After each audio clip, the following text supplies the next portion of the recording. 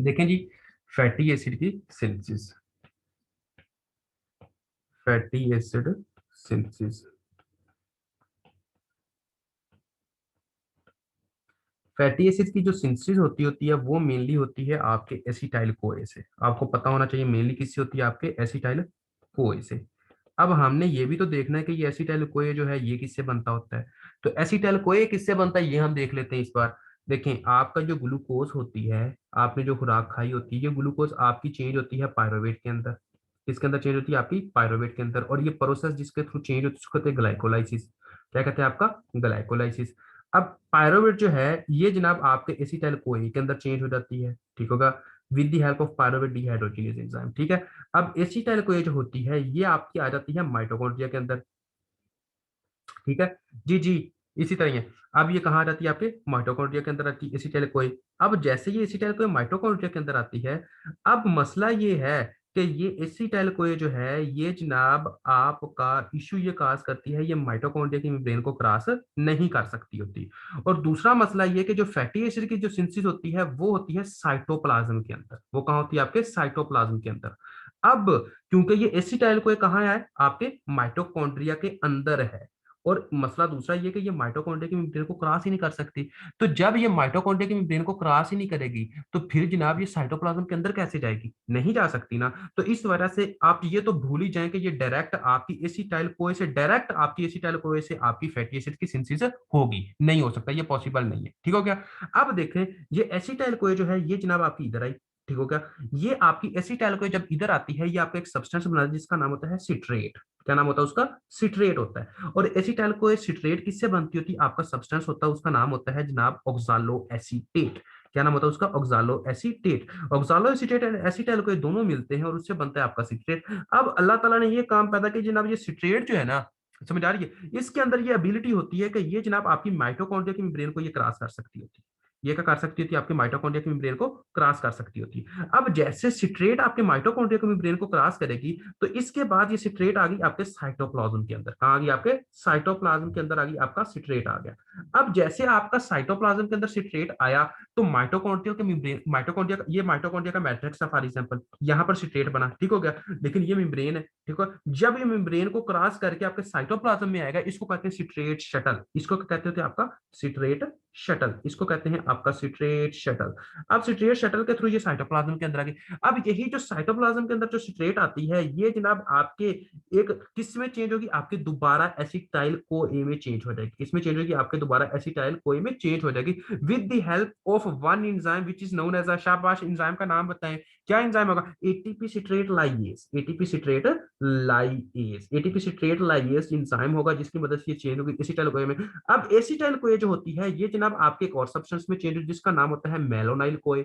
जिसका नाम क्या होता है, आपका मेलोनाइल कोए, with the help of acetyl CoA carboxylase, with the help of acetyl CoA carboxylase. और ये जो होता है ये आपका रेट लिमिटिंग एंजाइम होता है। ये कौन सा होता है, आपका रेट लिमिटिंग एंजाइम होता है, ठीक होगा। ये इंपॉर्टेंट एमसीक्यूज आता होता है। यहाँ पर जो को फैक्टर होता है विटामिन बी 7 होता है, ठीक होगा। मेलोनाइल कोए जो होता है ये आगे चेंज होता है जनाब आपका पाल्मिटेट के अंदर। किसके अंदर, आपकी पाल्मिटेट के अंदर। और इसी को आपको फैटी एसिड की सिंथेसिस कहते हैं जब मैं डेफिन, और इसको कहते हैं fatty acid synthase. Fatty acid synthase ये एंजाइम होता है आपका, ठीक होगा जी, फैटी एसिड सिंथेज। तो इसी तरह आपके फैटी एसिड की सिंथेसिस प्रॉपर्ली सारी हो जाती है। ग्लूकोज था, ग्लूकोज पायरुवेट में चेंज हुआ। पायरुवेट जो होती है ये खुद भी डायरेक्टली आपके माइटोकॉन्ड्रिया के अंदर जाती है। माइटोकॉन्ड्रिया से आपका एसिटाइल कोए बनता होता है। अब देखें, एसिटाइल कोए कहाँ, आपका माइटोकॉन्ड्रिया के अंदर है। और एसिटाइल कोए माइटोकॉन्ड्रिया की मेम्ब्रेन को क्रॉस नहीं कर सकता होता। पंगा ये है कि जनाब इसको फिर किस में चेंज करना होता है, सिट्रेट में। माइटोकॉन्ड्रिया के अंदर आपका TCA साइकिल चलता होता है जिसकी मदद से जनाब आपका एसिटाइल कोई सिट्रेट में चेंज होगा। सिट्रेट जो है वो जनाब आपका माइटोकॉन्ड्रिया मेम्ब्रेन को क्रॉस करके आपके साइटोप्लाज्म में आया। और यही जो सिट्रेट है with the help of ATP citrate lyase जो एंजाइम होता है उसकी मदद से जनाब दोबारा ये एसिटाइल कोए में चेंज हो जाता है। और एसिटाइल कोए जो होता है ये जनाब आपका मेलोनाइल कोए में चेंज होता है। आपका एक एंजाइम होता है जिसका नाम होता है एसिटाइल कोए कार्बोक्सिलेज एंजाइम। और जो को फैक्टर होता है विटामिन, उसका विटामिन बी 7 होता है। और इससे मेलोनाइल कोए से आपकी पाल्मिटेट की सिंथेसिस होती है, फैटी एसिड की सिंथेसिस होती है, उसको होता है फैटी एसिड सिंथेज एंजाइम, ठीक होगा जी। अब हम आते हैं कि ऐसे कौन से फैक्टर्स होते हैं जो कि जनाब आपकी फैटी एसिड की सिंथेसिस करवाते हैं, और ऐसे कौन से फैक्टर्स होते हैं जो कि इसको इनहिबिट करते हैं, ठीक है। तो सबसे पहले आप लोगों को एक बात का पता होना चाहिए, ठीक है। तो अब आप लोगों को जो इसके फैक्टर्स जो स्टिमुलेट करते हैं, स्टिमुलेटर्स जो फैक्टर्स होंगे वो कौन से, स्टिमुलेटर्स फैक्टर्स, स्टिमुलेटर्स फैक्टर्स जो होंगे वो कौन से होंगे? देखें, जब आपका मतलब कि जब आपकी फैट की सिंथेसिस हो रही है, ऐसे ही है, जब आपकी फैट की सिंथेसिस हो रही है, इसका मतलब है कि ग्लाइकोलाइसिस ज्यादा हो रही है, इसका मतलब है कि ग्लूकोज टूट रही है, और जब आपकी ग्लूकोज टूट रही है इसका मतलब है कि ब्लड के अंदर ग्लूकोज कम हो रही है, और जब आपकी ब्लड के अंदर ग्लूकोज कम हो रही है तो ऐसा कौन सा हार्मोन होता है जो कि अंदर ब्लड के अंदर ग्लूकोज के लेवल को कम करता है? शाबाश, वो होता है आपका इंसुलिन। कौन सा होता है आपका? इंसुलिन। इंसुलिन तो हम कहेंगे जो इंसुलिन होता है वो इसको क्या करता है? आपका एक तरह का स्टिमुलेट करता है। ओके होगा जी। दूसरा इसको कौन स्टिमुलेट करेगा? दूसरा जो सब्सटेंस इसको स्टिमुलेट करता होता है वो होता है सिट्रेट। कौन सा होता है आपका? सिट्रेट। कैसे सिट्रेट करता है? सिट्रेट अगर यहाँ पर ज्यादा से ज्यादा बन रहा है, ठीक होगा, तो ये सिट्रेट यहाँ से ज्यादा आएगा। जब सिट्रेट यहाँ से ज्यादा आएगा तो एसिटाइल कोए का ज्यादा से ज्यादा बनेगा। जब एसिटाइल कोए ज्यादा से ज्यादा बनेगा तो मेलोनाइल कोए ज्यादा से ज्यादा बनेगा। जब मेलोनाइल कोए ज्यादा से ज्यादा बनेगा तो पाल्मिटेट ज्यादा से ज्यादा बनेगा। तो सिट्रेट भी आपका स्टिमुलेट करता होता है। अब हम आ जाते हैं इनहिबिट कौन करता है? आपके इनहिबिटर्स की तरफ। कि जनाब आपके इनहिबिटर्स कौन से होते हैं? तो जो इनहिबिट करते होते हैं उनका नाम क्या होता है? अब देखें, अब जब आपका मतलब के जब आपका इंसुलिन कम करता है ब्लड के ग्लूकोज के लेवल को, तो इंसुलिन के ऑपोजिट एक हार्मोन होता है जो हमेशा उसके ऑपोजिट काम करता है, वो कौन सा होगा? ग्लूकागॉन। तो ग्लूकागॉन इसको इनहिबिट करेगा। ग्लूकागॉन कहेगा कि भाई नहीं, मैं नहीं चाहता कि ब्लड के अंदर ग्लूकोज के लेवल का कम हो, ठीक हो गया। उसके बाद इसको और कौन इनहिबिट करता है? इसको जो और इनहिबिट करता होता है वो पाल्मिटेट ही होता है। कौन होता है आपका? पाल्मिटेट। इस कंसेप्ट को थोड़ा सा आप लोगों ने समझना है, ये पाल्मिटेट कैसे इसको इनहिबिट कर सकता है? ऐसी क्या चीज है कि पाल्मिटेट ही फैटी एसिड की सिंथेसिस को इनहिबिट कर रहा है? ये क्या चीज है? देखिए, हम क्या बना रहे हैं? हम पाल्मिटेट ही बना रहे हैं ना। तो ये कैसे इनहिबिट करेगा? ये कहेगा कि भाई मैं ऑलरेडी बहुत ज्यादा मिकदार में हूं, ठीक है, तुम कितना चाहते हो कि मुझे बनाओ, क्योंकि हमने क्या बनाना है? पाल्मिटेट बनाना है। तो जब ये बहुत ज्यादा मिकदार में होगा, ये खुद ही कहेगा कि मैं बहुत ज्यादा मिकदार में हूं, मैं नहीं चाहता कि मैं और ज्यादा बनूं, और ये क्या करता है कि आपकी फैटी एसिड की सिंथेसिस को खुद ही ब्लॉक कर देता है, इसको इनहिबिट कर देता है। इस तरह ये क्या होती है? आपकी इनहिबिशन हो जाती है। ये था जनाब मुकम्मल तौर पर टॉपिक, आपकी फैटी एसिड क्या होता है, फैटी एसिड की सिंथेसिस क्या होता है, कौन से फैक्टर्स आपके फैटी एसिड को स्टिमुलेट करते हैं, कौन से फैक्टर्स जो होते हैं वो फैटी एसिड को इनहिबिट करते हैं, ठीक है। तो अब हम आते हैं आपके नेक्स्ट टॉपिक की तरफ, जो कि जनाब आपका बीटा ऑक्सीडेशन वाला है। शाबाश मुझे। अब हम जो टॉपिक डिस्कस करने लगे हैं वो कौन सा है? आपका फैटी एसिड की डिग्रेडेशन। फैटी एसिड की डिग्रेडेशन का दूसरा जो नाम होता है उसको कहते हैं बीटा ऑक्सीडेशन। दूसरा नाम क्या होता है आपका? Beta oxidation. तो अब हम फॉर एग्जांपल ये देखते हैं कि बीटा ऑक्सीडेशन क्या होता है, या फैटी एसिड की डिग्रेडेशन क्या होती है। अच्छा जी, मैं आप लोगों से क्वेश्चन पूछता हूँ कि जो फैटी एसिड की सिंथेसिस होती थी, हाँ जी, जो फैटी एसिड की जो सिंथेसिस होती थी वो कहां पर होती थी? शाबाश। फैटी एसिड की जो सिंथेसिस होती थी वो कहां पर होती थी? मेन साइटोप्लाज्म के अंदर, ठीक है। तो अब हमने फैटी एसिड को ही तोड़ना है, फैटी एसिड को ही तोड़ना है, तो सबसे पहले जो काम स्टार्ट होगा तो वो तो फिर साइटोप्लाज्म के अंदर ही होगा ना। समझ आ रही है? वो कहां पर होगा? आपका साइटोप्लाज्म के अंदर होगा। तो इसी तरह आपका ये फॉर एग्जांपल आपका क्या फैटी एसिड पड़ा हुआ था, ये क्या पड़ा हुआ आपका? फैटी एसिड पड़ा हुआ है। और ये पड़ा किसके अंदर हुआ है? ये फैटी एसिड पड़ा हुआ है आपके साइटोप्लाज्म के अंदर। अब हमने फॉर एग्जांपल ये फैटी एसिड पड़ा हुआ था, अब हमें बहुत ज्यादा जरूरत है इसकी, हमारे पास कोई चीज नहीं है, हमारे पास ग्लूकोज का लेवल कम हो चुका है, ठीक हो गया। हम इस तरह स्टारवेशन में जा चुके हैं। किसमें जा चुके हैं? हम स्टारवेशन में जा चुके हैं। हमें भूख लगी हुई है फुल, तो हमारी बॉडी कहती है कि ये जो स्टोर फैटी एसिड है क्यों नहीं तुम इसको यूज करते। तो फिर इस वजह से ये स्टोर जो फैटी एसिड है ये टूटता है। तो ये स्टोर फैटी एसिड कहां पर था? साइटोप्लाज्म के अंदर। तो ये टूटना स्टार्ट कहां से होगा? साइटोप्लाज्म के अंदर, ठीक है। तो ये फैटी एसिड जो है जो साइटोप्लाज्म के अंदर होता है, ये जनाब आपके साइटोप्लाज्म के अंदर ही टूटना शुरू होगा। और ये कैसे टूटता है? ये फैटी एसिड आपका एक सब्सटेंस होता है उसके साथ मिलता है जिसका नाम होता है कोए। जिसका नाम क्या होता है? कोए। अब ये फैटी एसिड जब कोए के साथ मिलता है, यहां पर एक सब्सटेंस बनाता है जिसको होता है फैटी असाइल कोए। क्या बनाता होता है इसको? फैटी असाइल कोए। ये आपका सब्सटेंस बनता होता है जिसको कहते होते हैं फैटी असाइल कोए। अच्छा, ये फैटी असाइल कोए ही हम क्यों बनाते हैं? ऐसी क्यों? हम फैटी एसिड से डायरेक्ट आपका मतलब के हम डायरेक्ट आपके साइटोप्लाज्म को ही क्यों नहीं जनाब, सॉरी, फैटी एसिड को ही क्यों नहीं हम साइटोप्लाज्म से बाहर लेकर आते? उसकी वजह ये होती है कि जो डायरेक्ट फैटी एसिड होता है ये साइटोप्लाज्म की मेम्ब्रेन को क्रॉस नहीं कर सकता होता। समझ आ रही है? ये मतलब के ये आपकी किसी बार इस तरह का पंगा होता है कि ये जनाब आपकी साइटोप्लाज्म की मेम्ब्रेन को क्रॉस नहीं करता। जब ये साइटोप्लाज्म की मेम्ब्रेन को क्रॉस नहीं करेगा तो ये माइटोकॉन्ड्रिया के अंदर तो नहीं ना जाएगा, ये माइटोकॉन्ड्रिया के अंदर नहीं जाएगा, सिंपल सी बात है। ऐसे ही है। तो अब देखें, ये फैटी एसिड जो होता है ये कोए के साथ मिलता है, ये फैटी असाइल कोए बन जाता होता है। ये फैटी असाइल कोए जो होता है अब जनाब आपके माइटोकॉन्ड्रिया के अंदर आता है। अब ये कहाँ होता है आपके माइटोकॉन्ड्रिया के अंदर आता है। अब देखें फॉर एग्जांपल ये फैटी एसाइल कोए था, ये क्या था आपका फैटी एसाइल कोए, ये बन गया। अब ये फैटी एसाइल कोए आपने इस तरह समझना है, इस तरह। अब देखें ये आपका क्या है माइटोकॉन्ड्रिया, ये आपका क्या है माइटोकॉन्ड्रिया। अब ये माइटोकॉन्ड्रिया की मेम्ब्रेन है, ये माइटोकॉन्ड्रिया की क्या है मेम्ब्रेन है। अब वो एंजाइम जो आपकी माइटोकॉन्ड्रिया की मेम्ब्रेन के अंदर ट्रांसफर करता है, यहां पर आ गया, कहां हुआ आपका यहां पर आ गया, उसको कहते हैं ट्रांसफीरेज। सिंपल सी बात आप ये कह सकते हो, उसको आप क्या कह सकते हो, एक तरह का आपका ट्रांसफीरेज एंजाइम है, जो कि जनाब आपका फैटी एसाइल कोए को आपके माइटो साइटोप्लाज्म से आपकी माइटोकॉन्ड्रिया की मेम्ब्रेन के अंदर ले आया। अब देखें ये क्या था, ये हिस्सा क्या था, ये आपका था साइटोप्लाज्म, इस तरह। लेकिन अब अगर मैं यहां पर ये हिस्सा इस तरह बनाऊं, कैसे बनाऊं भाई, ये हिस्सा फॉर एग्जांपल इस तरह बनाऊं, ठीक हो गया। तो ये हिस्सा कौन सा है, ये हिस्सा है आपकी माइटोकॉन्ड्रियल मेम्ब्रेन। ये आपका हिस्सा कौन सा, आपकी माइटोकॉन्ड्रियल मेम्ब्रेन, माइटोकॉन्ड्रियल मेम्ब्रेन, ये माइटोकॉन्ड्रियल मेम्ब्रेन है। तो जब ये माइटोकॉन्ड्रियल मेम्ब्रेन पर आया तो ये क्या बना, ये फैटी असाइल कोए है, ये क्या आपका फैटी असाइल कोए, ये आपका क्या है फैटी असाइल को ए। अब आगे देखते हैं भाई ये फैटी एसाइल को ए, ठीक है। तो देखें फैटी एसाइल को ए जो होता है, ये आपका एक सब्सटेंस होता है, ये आपका एक एंजाइम होता है जो फैटी एसाइल को ए को आपका फैटी एसाइल कार्निटीन में चेंज करता होता है। यहां पर क्या बनता होता है आपका फैटी एसाइल कार्निटीन, आपका माइटोकॉन्ड्रियल की मेम्ब्रेन के अंदर क्या बनता होता है आपका फैटी एसाइल कार्निटीन, ये सब्सटेंस बनता होता है। क्या नाम है इसका, fatty acyl carnitine, with the help of one enzyme which is known as a CAT one, CAT one, इसका नाम क्या, कार्निटीन असाइल ट्रांसफिरेज वन। क्या था, कार्निटीन असाइल ट्रांसफिरेज वन, जो कि जनाब फैटी असाइल कोए को, जो कि जनाब फैटी असाइल कोए को आपका फैटी असाइल कार्निटीन में चेंज करता होता है। किसमें चेंज करता था, आपका फैटी असाइल कार्निटीन में चेंज करता है। अब ये फैटी असाइल कार्निटीन जो होती है, ये डायरेक्ट आपके माइटोकॉन्ड्रियल मैट्रिक्स के अंदर आ जाता है। कहां रहता है आपका माइटोकॉन्ड्रियल मैट्रिक्स, माइटोकॉन्ड्रियल मैट्रिक्स कहा जाता है आपका mitochondrial matrix.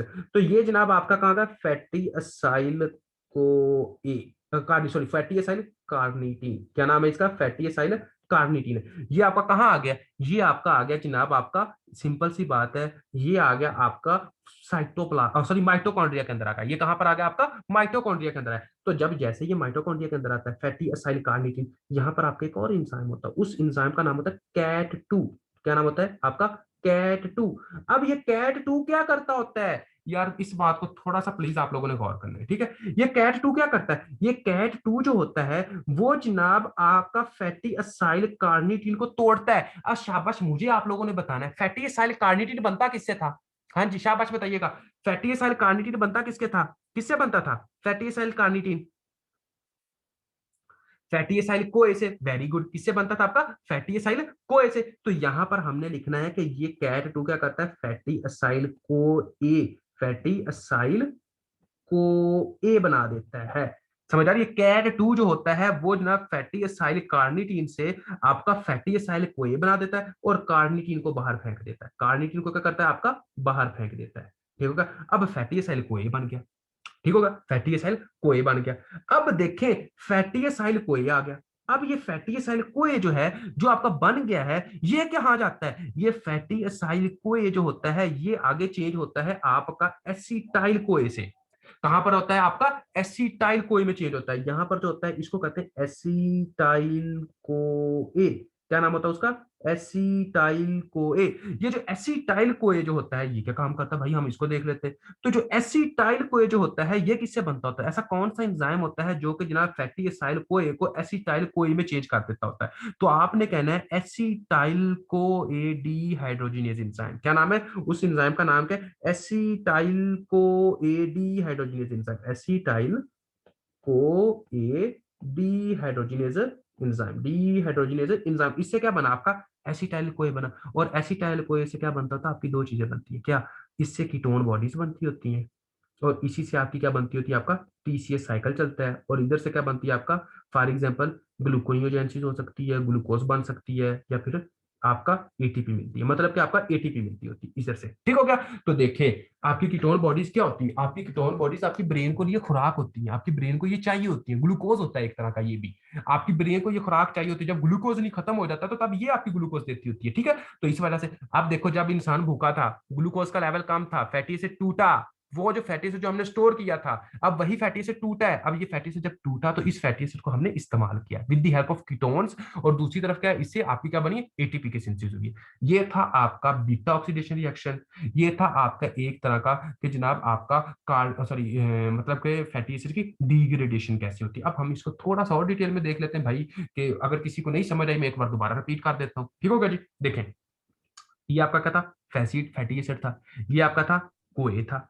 Fatty acid mainly बना कहां था, फैटी एसिड मेनली बना था आपके साइटोप्लाज्म के अंदर। शाबाश, मुझे आप लोगों ने बताना, फैटी एसिड मेनली बना कहां था, हाँ जी आपके साइटोप्लाज्म के अंदर। जब आपका साइटोप्लाज्म के अंदर फैटी एसिड की सिंथेसिस हुई तो जब टूटना स्टार्ट होगा वो कहां से होगा, तो भाई साइटोप्लाज्म के अंदर ही होगा ना। तो देखो ये फैटी एसिड जब टूटता है तो फैटी एसिड मिलता होता है आपका एक सब्सटेंस जिसको कहते हैं कोए, क्या कहते होते हैं आपका कोए। अब ये फैटी एसिड जब कोए के साथ मिलता होता है, इसको जो एंजाइम होता है उसका सॉरी जो सब्सटेंस होता है जो बनता होता है उसको कहते हैं फैटी एसाइल कोए। नाम क्या उसका, फैटी एसाइल कोए। अब फैटी एसाइल कोए जो है ये आपके माइटोकॉन्ड्रिया की मेम्ब्रेन में चला जाता है। कहां चला जाता है, आपके माइटोकॉन्ड्रिया की मेम्ब्रेन में चला जाता है। अब जब आपके माइटोकॉन्ड्रिया की मेम्ब्रेन में जाएगा तो वहां पर आपका एक एंजाइम होता है जिसको कहते हैं कैट, कार्निटीन, कार्निटीन असाइल ट्रांसफीरेज। और वो क्या करता है कि फैटी एसाइल कोए के साथ, फैटी एसाइल कोए के साथ कार्निटीन ऐड कर देता है। जब ये कार्निटीन ऐड करेगा तो अब ये क्या बन गया, फैटी एसाइल कार्निटीन। क्या बन गया आपका, फैटी एसाइल कार्निटीन, और कोए क्या होगा, सेपरेट हो गया। अब फैटी एसाइल कार्निटीन जो है ये माइटोकॉन्ड्रिया की मेम्ब्रेन को क्रॉस करके कहां आ गया, ये क्रॉस करके आ गया आपके माइटोकॉन्ड्रिया के मैट्रिक्स के अंदर, मैट्रिक्स के अंदर आ गया। समझ आ रही है। अब जब ये मैट्रिक्स के अंदर है तो यहां पर आपका जो एंजाइम था उसका नाम क्या था, कैट टू। और कैट टू ने क्या किया, फैटी एसाइल कार्निटीन को तोड़ा और यहां से फैटी एसाइल को ये बना दिया, और कार्निटीन को कहा कि भाई तू यहां से रिलीज हो जा। ये क्या हुआ आपका, रिलीज होगा। ठीक होगा। अब देखें जिसको कहते हैं फैटी एसाइल कोए बन गया, क्या कहते हैं, फैटी एसाइल कोए बन गया। अब फैटी एसाइल कोए से आपका बना एसिटाइल कोए, फैटी एसाइल कोए से क्या बना आपका, एसिटाइल कोए। और एसिटाइल कोए जो बनाता है उसको कहते हैं एसिटाइल कोए डिहाइड्रोजिनेज एंजाइम। क्या होता है, एसिटाइल कोए डिहाइड्रोजिनेज एंजाइम। अब एसिटाइल कोए से आपकी कीटोन बॉडीज बनती है और इसी से आपका बनता था आपका टीसीएस साइकिल चलता होता है। शाबाश, कोई ऐसा स्टूडेंट जिसको समझ ना आई हो, कोई ऐसा स्टूडेंट जिसको कोई पॉइंट की समझ नहीं है तो वो बंदा पूछ सकता है, नो प्रॉब्लम, वरना हम आगे कंटिन्यू करते हैं।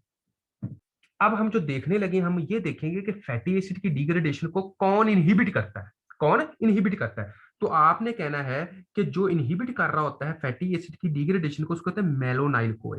क्या कहते हैं, मेलोनाइल कोए। यार आप लोग थोड़ा सा सोचो, यहां पर पूरा किसी भी जगह पर हमने मेलोनाइल कोए तो पढ़ा ही नहीं है, तो फिर मेलोनाइल कोए का इसके साथ क्या ताल्लुक है, थोड़ा सा सोच के बताएं जी। मेलोनाइल कोए का भाईजान क्या ताल्लुक है, ये फैटी एसिड डिग्रेडेशन में हमने तो मेलोनाइल कोए पढ़ा ही नहीं है, तो ये कैसे इसको इनहिबिट करेगा।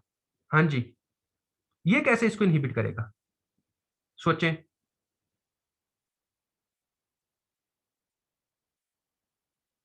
ये सिंथेसिस में था जी, बिल्कुल। देखें, शाबाश फारिया, इस बात को थोड़ा सा गौर कीजिएगा। अब जब आपकी फैटी एसिड की सिंथेसिस हो रही है, जब आपकी फैटी एसिड की सिंथेसिस हो रही है, इसका मतलब यह है कि फैटी एसिड कम मिकदार में है। इसका मतलब यह है कि फैटी एसिड कम मिकदार में है। ठीक होगा, इसी वजह से आपकी फैटी एसिड की सिंथेसिस हो रही है। और मेलानाइल को क्या करवाता था, आपकी फैटी एसिड की सिंथेसिस करवाता था। अब आप थोड़े से यार अक्लमंदी का मुजाहरा करें। ठीक होगा। अब अभी आपकी फैटी एसिड की सिंथेसिस हो ही रही है तो आप उसकी डिग्रेडेशन कैसे कर सकते हो, डिग्रेडेशन तो नहीं ना करोगे, क्योंकि फिर मेलोनाइल को ये कहेगा कि भाई मैं तो अभी फैटी एसिड की सिंथेसिस करवा रहा हूं, तो अभी से मैं कैसे इसको डिग्रेडेशन करवाना शुरू कर दूं। तो फिर क्या होता है कि यही जो मेलोनाइल कोए जो होता है आपके फैटी एसिड की डिग्रेडेशन को रोकता है, ये फैटी एसिड की डिग्रेडेशन होने नहीं देता। ठीक होगा। तो मेलोनाइल कोए क्या करता होता है, आपकी फैटी एसिड की डिग्रेडेशन को इनहिबिट करता होता है। ठीक होगा जी। जो मेलोनाइल कोए क्या करता होता है, आपकी फैटी एसिड की डिग्रेडेशन को इनहिबिट करता होता है। कि आपने कहना है कि जो इनहिबिट करता होता है वो फैक्टर कौन सा होता है, तो अगर पूछा जाए तो आपने ये कहना है कि जो इनहिबिट करता होता है वो होता है जनाब आपका एक तरह का मतलब कि मेलोनाइल कोई। अब उसके बाद मुझे ये बताओ कि फैटी एसिड की डिग्रेडेशन को स्टिमुलेट कौन कर रहा होता है, शाबाश, इनहिबिट तो चलो ये कर रहा होता है, स्टिमुलेट कौन कर रहा होता है, स्टिमुलेट, स्टिमुलेट कौन करता होगा, हाँ जी, स्टिमुलेट कौन करता होगा, स्टिमुलेट, स्टिमुलेट कौन करता होगा, हार्मोन का नाम बता दे, हार्मोन का नाम, हार्मोन, चलो मैं इतना बता देता हूँ, ग्लूकागॉन कहें, सिंपली लो, इंसुलिन नहीं, ग्लूकागॉन क्या है, ग्लूकागॉन। जो ग्लूकागॉन होगा वो इसको करेगा, क्यों, क्योंकि भाई ये देखो मैंने क्या कहा था कि ये फैटी एसिड से क्या बनेगा, आपकी ग्लूकोज, फॉर एग्जांपल एटीपी, ये कीटोन बॉडीज, तो ग्लूकागॉन क्या करता है, ग्लूकोज के लेवल को ज्यादा करता है, सिंपल सी बात है। तो ये इनहिबिट कौन करेगा, इंसुलिन इनहिबिट करेगा। इंसुलिन करेगा भाई मैं ग्लूकोज को लेने ही, ब्लड के अंदर ले जाने ही नहीं देता, ठीक होगा, तो ये इसको क्या करेगा, इनहिबिट करेगा। ओके जी, अब हम और आगे आ जाते हैं जनाब। और क्या है, अब हम आते हैं जनाब इसमें इंजाइमेटिक पंगा, कि इसमें इंजाइम का क्या पंगा है, ठीक है, हम इंजाइम के इश्यू देखेंगे कि इसका इंजाइम क्या है। देखें, अगर तो फॉर एग्जांपल सबसे पहले जो आप लोगों को पता होना चाहिए कि यहां से ही, अब मैं इसी तरह कहते हैं, अगर यहां से ही ये वाला जो है ये क्या है आपका साइटोप्लाज्म है, इसको आप इस तरह कंसीडर करेंगे आपका साइटोप्लाज्म है, ठीक होगा। अगर फॉर एग्जांपल साइटोप्लाज्म से माइटोकॉन्ड्रियल मेम्ब्रेन के अंदर ही चीज ना आए, साइटोकॉन्ड्रिया की, माइटोकॉन्ड्रिया की मेम्ब्रेन के अंदर ही चीज ना आए, कौन सी चीज भी, उस चीज को कहते हैं फैटी एसाइल कोए। क्या है, फैटी एसाइल कोए। तो फैटी एसाइल कोए अगर इधर आए ही ना, शाबाश, पॉइंट को और कीजिएगा, फैटी एसाइल कोए आपकी माइटोकॉन्ड्रियल मेम्ब्रेन के अंदर आए ही ना, ठीक हो गया।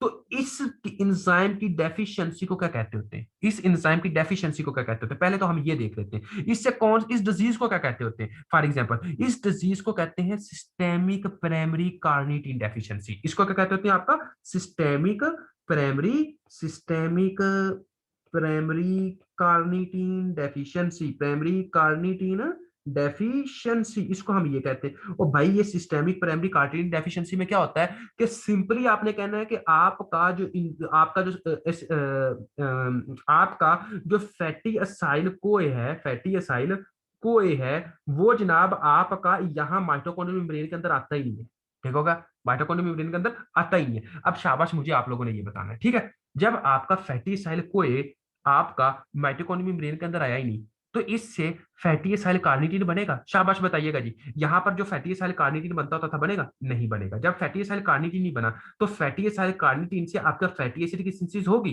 फैटी एसिड की पर सिंथेसिस होगी, शाबाश, नहीं होगी। जब फैटी एसिड की सिंथेसिस नहीं होगी तो आपकी कीटोन बॉडीज बनेगी, शाबाश, कीटोन बॉडीज बनेगी, नहीं बनेगी। तो जब आपका कीटोन बॉडीज नहीं बनेगी तो इधर से आपका ग्लूकोज बनेगा, शाबाश, नहीं बनेगा। तो यहां पर क्या हुआ रिस्पॉन्स, हाइपोकीटोटिक हाइपोग्लाइसीमिया। क्या कहना है आपने, हाइपोकीटोटिक हाइपोग्लाइसीमिया, सिंपल बता दिया, क्यों भाईजान, रीजन आपके सामने है, क्योंकि इसकी कमी है। और क्या होता है कि साइटोप्लाज्म के अंदर, साइटोप्लाज्म के अंदर फैटी एसाइल कोए क्या होता है आपका डिपॉजिट होता है, समझ आ रही है। फैटी एसाइल कोए जो होता है, लॉन्ग चेन जो फैटी एसिड्स होते हैं वो कहां पर डिपॉजिट होते हैं, आपके साइटोप्लाज्म के अंदर होता है, ठीक हो गया। तो आपने कहना है कि जनाब क्योंकि ये साइटोप्लाज्म है ना, तो ये फैटी एसिड जो है ये कहां पर, लॉन्ग चेन फैटी एसिड कहां पर आपके साइटोसोल के अंदर क्या डिपॉजिट हो चुके हैं। और यहां पर क्या हुआ, हाइपोकीटोटिक हाइपोग्लाइसीमिया है। और इसके साथ जो फाइंडिंग्स आती हैं वो होती है हाइपोटोनिया की, क्या होती है, हाइपोटोनिया की, वीकनेस की, हाइपोटोनिया हो गया, वीकनेस हो गया, ठीक हो गया। इसके बाद हाइपोकीटोटिक हो गया, हाइपोकीटोटिक हो गया नंबर 2। और उसके बाद क्या आ जाता है आपका, जब भी मैंने बताया ये पर, हाइपोग्लाइसीमिया हो गया, ठीक है। और इसके साथ और क्या होगा, आपने बताना है कि जिसकी वजह से डायलेटेड कार्डियोमायोपैथी हो सकती है, डायलेटेड कार्डियोमायोपैथी, ठीक है जी। ये आपका लॉजिक मैंने बता दिया किस तरह ये होता है। ये तो एक एंजाइम की डेफिशिएंसी होगी। अब हम दूसरे एंजाइम की डेफिशिएंसी देखते हैं। एक आपकी एंजाइम की डेफिशिएंसी होती है जो कि आप, ये बात आपने लिखा जिसको होता है myopathic CAT to trans,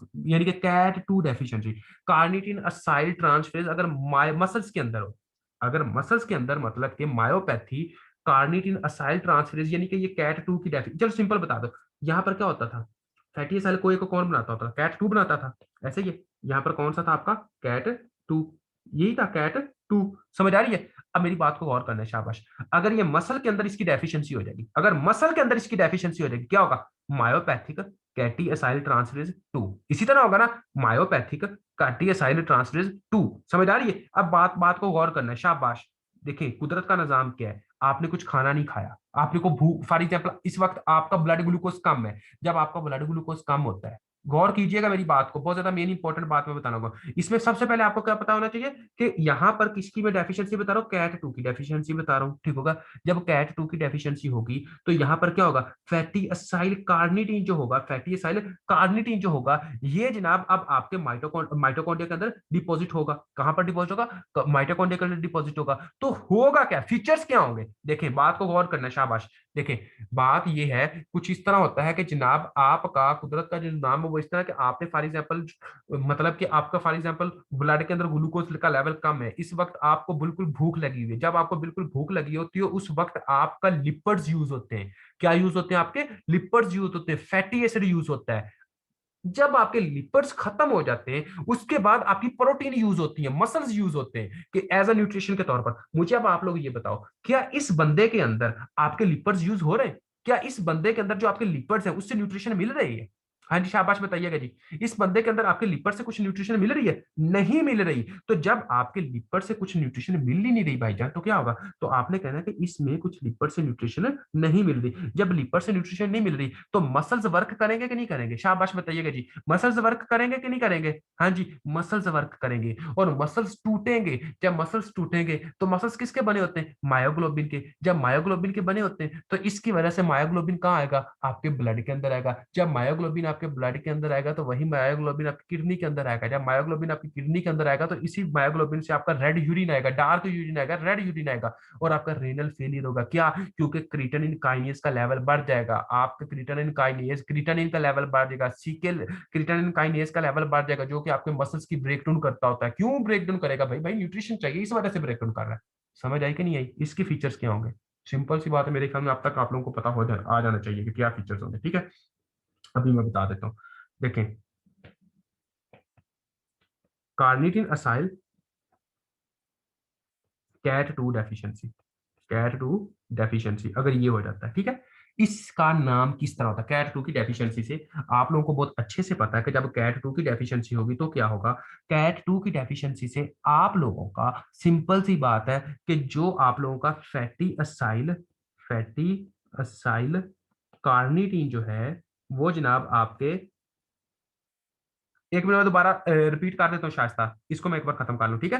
fatty acyl carnitine जो है इसकी डिपोजिशन हो जाती है, क्या हो जाती है, आपकी डिपॉजिट हो जाती है, ठीक है। जब ये डिपॉजिट होगा लॉन्ग चेन फॉर एग्जांपल, ये सॉरी ये फैटी डिपॉजिट होगा। जब ये डिपॉजिट हो गया उसके बाद क्या होता है, उसके बाद ये होता है कि जनाब अब आपका फैट्स जो थे, यानी कि वो आपके न्यूट्रिशन नहीं मिलेगी। जब इससे न्यूट्रिशन नहीं मिलेगी तो आपकी फाइंडिंग्स आएंगी हाइपोकीटोटिक, हाइपोकीटोटिक प्लस हाइपोग्लाइसीमिया। प्लस क्या होगी आपकी, ये हाइपोग्लाइसीमिया आएगी नंबर वन। इससे आपकी ग्लूकोज नहीं बढ़ रही। जब इससे आपकी ग्लूकोज नहीं बढ़ रही तो एट अ टाइम आपका ये मसल को इफेक्ट करेगी। कैसे मसल को इफेक्ट करेगी, ये क्रिएटिनिन काइनेज के लेवल को बढ़ा देगी। जब क्रिएटिनिन काइनेज के लेवल को बढ़ाएगी, जब क्रिएटिनिन काइनेज के लेवल को बढ़ाएगी उससे आपका मसल टूटेगा, मसल ब्रेकडाउन होगा। मसल ब्रेकडाउन होगी तो जनाब आपका मायोग्लोबिन रिलीज होगी। क्या रिलीज होगा, आपका मायोग्लोबिन। जब आपका मायोग्लोबिन रिलीज होगी तो यही मायोग्लोबिन आपके ब्लड के अंदर आएगी। जब यही ब्लड के अंदर आएगी तो ये जनाब आपका एक तरह का रेनल के अंदर आएगी। रेनल के अंदर आएगी तो किडनी फेलियर करेगी, ठीक हो गया। और इसके साथ साथ आपका डार्क यूरिन, रेड यूरिन, ये फाइंडिंग्स आएंगे और इसके साथ आपका क्रिएटिनिन का लेवल बढ़ा और डेथ हो सकती है, ठीक है। ये फीचर्स होंगे। ये थे जनाब किसमें, ये आपके सीके कैट टू की डेफिशिएंसी है। ये किसकी डेफिशिएंसी है, कैट टू की डेफिशिएंसी है, ठीक होगा। अगर क्यों इसका मायोपैथिक नाम इस वजह से लगा क्योंकि इसमें मसल इन्वॉल्व है। क्या है, इसमें मसल इन्वॉल्व है। और उसके बाद जो पहली थी जिसमें आता systemic primary carnitine deficiency. Systemic primary carnitine deficiency में तो होता ही ये था कि ये जनाब आपका माइटोकॉन्ड्रिया फॉर एग्जांपल, ठीक है, और यहाँ पर आपका क्या साइटोप्लाज्म, ये इधर से माइटोकॉन्ड्रिया मेम्ब्रेन के अंदर ही नहीं आई। और लॉन्ग चेन जो फैटी एसिड्स थे, लॉन्ग चेन फैटी एसिड, कौन सा, लॉन्ग चेन फैटी एसिड जो थे वो यहाँ ही डिपॉजिट हो गए आपके साइटोप्लाज्म के अंदर, आपके साइटोप्लाज्म के अंदर, साइटोप्लाज्म के अंदर ही डिपॉजिट हो गए, ठीक है। साइटोप्लाज्म के अंदर ही डिपॉजिट होगा। अब लॉन्ग चेन फैटी एसिड जब साइटोप्लाज्म के अंदर डिपॉजिट होंगे तो इससे भी आपका हाइपोकीटोटिक ही नहीं बढ़ रहा और ग्लूकोज, इसमें जो final hypoketotic hypoglycaemia, hypoketotic hypoglycaemia, hypotonia, dilated cardiomyopathy. Okay होगा जी। अब हम नंबर थर्ड पर जाते हैं। नंबर थर्ड कौन सा है इंसान की डेफिशिएंसी, देख रहे हैं। अच्छा जी, यहां पर था फैटी एसाइल कार्निटीन, इस तरह आप समझे, फैटी एसाइल कार्निटीन। ये फैटी एसाइल कार्निटीन साहब जो थे ये आगे डिवाइड हुए, किसमें ये डिवाइड हुए भाई, इससे बना आपका यार बताया तो है मायोपैथिक। हाँ हाँ, यही है, सेम यही है। Myopathic CAT two deficiency, myopathic CAT two deficiency इसका नाम है, ठीक है। फैटी एसाइल को कार्निटीन, फैटी एसाइल कार्निटीन से क्या बनता होता है? फैटी एसाइल कोए। क्या बनता है आपका? फैटी एसाइल कोए। अब ये फैटी एसाइल कोए से क्या बनता होता था आपका? एसिटाइल कोए बनता होता था। ऐसे ये फैटी एसाइल कोए से क्या बनता था आपका? Acetyl CoA. और यहाँ पर जो इंजाइम था उसका नाम क्या था? शाबाश, यहाँ पर जो इंजाइम होता था उसका नाम क्या होता था? यहाँ पर जो इंजाइम होता था उसका नाम होता था डीहाइड्रोजिनेज एंजाइम। क्या नाम था? D acyl dehydrogenase enzyme. आपने कहना है क्या था आपका? एसाइल डीहाइड्रोजिन, एसाइल कोए डीहाइड्रोजिनेज एंजाइम। अब यहाँ पर डीहाइड्रोजिनेज एंजाइम है, अगर तो यहाँ पर ब्रांच चेन आए तो आपने कहना ब्रांच चेन डी, सॉरी, आपने कहना medium chain dehydrogenase enzyme, small chain dehydrogenase enzyme, long chain dehydrogenase enzyme, यानी कि कार्बन के नंबर पे डिपेंड करेगा। बाकी इसका नाम क्या? असाइल कोए डीहाइड्रोजिनेज एंजाइम, ठीक है। अब देखें इसमें फाइंडिंग्स क्या होंगी, शाबाश। अब देखें, जब असाइल कोए डिहाइड्रोजिनेज की डेफिशिएंसी होगी तो क्या जो फैटी असाइल कोए है वो आपका एसिटाइल कोए में चेंज होगा? नहीं होगा। जब एसिटाइल कोए में चेंज नहीं हुआ तो यहाँ पर जनाब आपकी ग्लूकोज बनेगी? यहाँ पर आपको एटीपी मिलेगी? नहीं मिलेगी भाईजान। और यहाँ पर जनाब आपको कीटोन बॉडीज मिलेगी? नहीं मिलेगी। हाइपोकीटोटिक हुआ, हाइपोग्लाइसीमिक हुआ, ठीक हो गया। अब मेन पंगा क्या होता है कि इसमें अमोनिया का लेवल बढ़ता होता है। इसमें फीचर्स क्या है? इसमें अमोनिया का लेवल बढ़ता है। अब इसमें आपने कहना है कि ये अमोनिया का लेवल बढ़ा। जब इसमें अमोनिया का लेवल बढ़ा तो क्या होता है? आपको माशाल्लाह मैंने हाइपर अमोनीमिया इतना बताया हुआ है, मेरे ख्याल में आप उसमें एक्सपर्ट हो गए होंगे। हाइपर अमोनीमिया हो जाता है, ठीक है। जब अमोनिया का लेवल बढ़ जाता है तो क्या होता है? आपने बताया उसमें सीजर्स होते हैं, ठीक है, क्योंकि अमोनिया का लेवल जब होगा तो सीजर्स होगा। उसके बाद आप लोगों ने कहना है कि जनाब स्लर्ड स्पीच होगी, ठीक होगा। उसमें आप लोगों ने कहना है कि लीवर जो होगा वो फेल हो जाएगा, लीवर डिस्फंक्शन हो जाएगी, ठीक होगा। वो लीवर डिस्फंक्शन की वजह से हो रहा है, ठीक है, क्योंकि जब ये डिपॉजिट हो उसकी वजह से, क्योंकि ये लीवर में हो रहा है सारा मैकेनिज्म, लीवर डिस्फंक्शन हो गया, ठीक होगा। उसके बाद आप लोगों ने कहना है कि जनाब इसमें जनाब आप लोगों का मतलब कि ब्लड यूरिया नाइट्रोजन का लेवल कम होगा। समझ आ रही है? ब्लड यूरिया नाइट्रोजन का लेवल कम होगा इसमें। उसके बाद आप लोगों ने ये कहना है कि इसकी वजह से आपकी डेथ भी हो सकती है। अच्छा, सबसे बेहतरीन तरीका क्या है इन सब डिजीजेस का इलाज करने का? बेहतरीन तरीका मुझे बता दे। शाबाश, मुझे नहीं आता, थोड़ा सा सोचना है आप लोगों ने। अगर फिर मुझे बता दीजिएगा इसका बेहतरीन तरीका क्या है, इसका इलाज क्या है। डाइट कौन सी? क्या डाइट है? कीटो डाइट कोई कह रहा है, कोई कह रहा है ग्लूकोज वाली डाइट। अच्छा जी, मुझे ये बता रहा है कीटो डाइट और ग्लूकोज वाली डाइट से इसको क्या फायदा होगा? अभी ऐसे पेशेंट को कीटो डाइट से क्या फायदा होगा या ग्लूकोज वाली डाइट से क्या फायदा होगा? हाँ जी बताएं।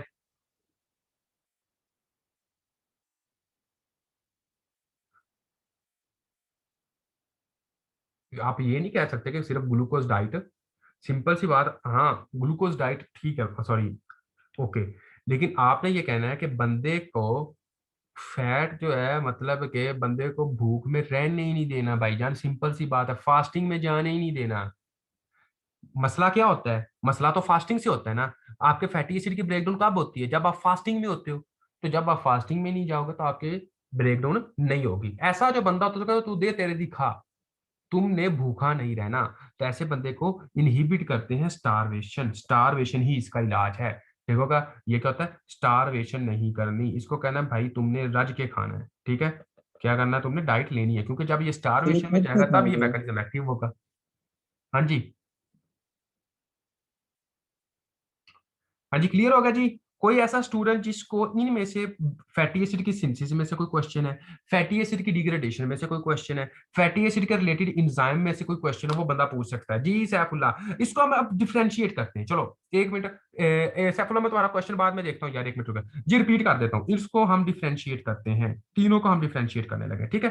तीनों को हम डिफरेंशिएट करेंगे, उसके बाद इंशाल्लाह अल्लाह के फजल करम से हम देखते हैं, तीनों को हम डिफरेंशिएट करेंगे। देखें जी, फॉर एग्जाम्पल इसमें देखते हैं, ठीक है। सबसे पहले आप लोगों को पता है कि जो शुरू में कौन सी एंजाइम की डेफिशिएंसी थी? शाबाश, systemic primary carnitine, systemic, P से प्राइमरी, सी से कार्निटीन, डी से डेफिशिएंसी, ठीक है। ये इस तरह ठीक हो गया। इसमें क्या होता था ये देख लेते हैं।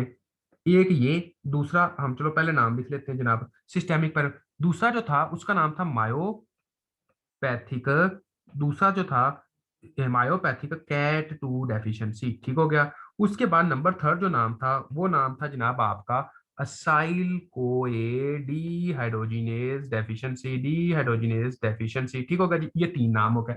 अब देखें होता क्या है। अब आप लोगों को पता है सिस्टेमिक प्राइमरी कार्निटिन डेफिशिएंसी में तो बेसिकली आपका जो सब्सटेंस होते हैं फैटी एसाइल कोए, वो आपका जनाब साहब फैटी एसाइल कोए, ये आपका बेसिकली आपके साइटो माइटोकॉन्ड्रिया के अंदर आता ही नहीं है, ठीक होगा। जब ये आता ही नहीं है, ठीक होगा, और ये क्या होता है लॉन्ग चेन में होते हैं, जब ये लॉन्ग चेन में होते हैं और ये आते ही नहीं है, तो ये कहाँ जाएंगे आपके एक तरह के साइटोसोल के अंदर डिपॉजिट हो जाएंगे। जब साइटोसोल के अंदर डिपॉजिट होंगे तो उसके नतीजे में क्या हो